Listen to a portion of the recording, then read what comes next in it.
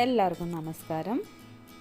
ഇന്നത്തെ വീഡിയോ നമ്മൾ സവാളയൊന്നും വഴറ്റാതെ വളരെ കുറച്ച് സമയം കൊണ്ട് എങ്ങനെയാണ് ഒരു സൂപ്പറായിട്ടുള്ളൊരു ബീഫ് കറി എങ്ങനെ റെഡിയാക്കുന്നതെന്ന് നോക്കാം. അപ്പോൾ ഈ കറി റെഡിയാക്കുന്നതിന് വേണ്ടി നമ്മളിതിലേക്ക് കോക്കനട്ടൊന്നും ആഡ് ചെയ്യുന്നില്ല.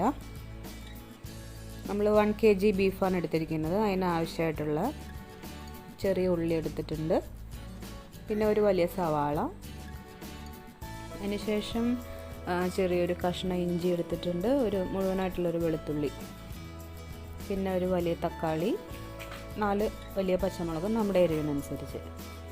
ഇതെല്ലാം നന്നായിട്ടൊന്ന് അരിഞ്ഞു വെക്കണം.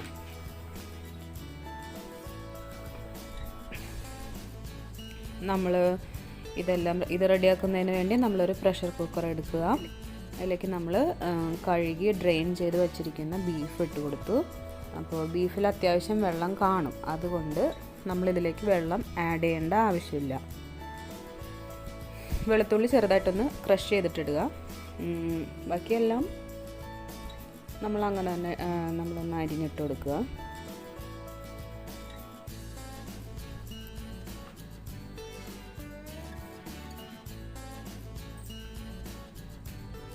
ബിഗിനേഴ്സിന് ഒത്തിരി ഹെൽപ്ഫുള്ളായിട്ടുള്ളൊരു കറിയായിരിക്കും ഇത്. കറിയൊക്കെ ഉണ്ടാക്കാൻ കഷ്ടപ്പെടുന്നവർക്ക് നല്ല ടേസ്റ്റി ആയിട്ടുള്ളൊരു കറി, എത്രയും പെട്ടെന്ന് നമുക്ക് റെഡിയാക്കാവുന്നൊരു കറിയാണിത്.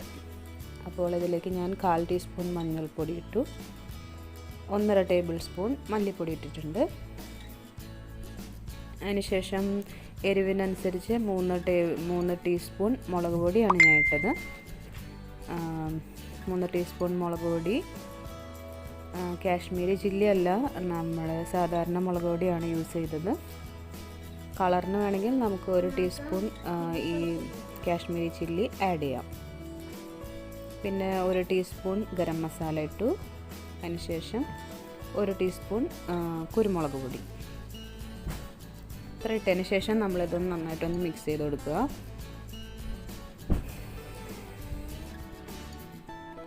അപ്പോൾ ഈ കറി നമുക്ക് അപ്പത്തിൻ്റെ കൂടെയും എല്ലാത്തിൻ്റെയും കൂടെയും മാച്ച് ആവുന്നൊരു നല്ലൊരു കറിയാണ്. അതിന് ശേഷം നമ്മളിതിലേക്ക് ആവശ്യത്തിനുള്ളൊരു ഉപ്പിട്ട് കൊടുക്കുക. പിന്നെ ഒരു 2 ടീസ്പൂൺ അല്ലെങ്കിൽ 2 ടേബിൾ സ്പൂൺ കോക്കനട്ട് ഓയിൽ ഒഴിച്ചു കൊടുക്കുക. കോക്കനട്ട് ഓയിലോ നമ്മൾ ഏത് ഓയിലാണോ യൂസ് ചെയ്യുന്നത് അത് ഒഴിച്ചു കൊടുക്കുക. അതിനുശേഷം നന്നായിട്ടൊന്ന് മിക്സ് ചെയ്തതിന് ശേഷം നമ്മളത് കുക്ക് ചെയ്യാൻ വയ്ക്കുക. വെള്ളം ഒഴിക്കേണ്ട ആവശ്യമില്ല.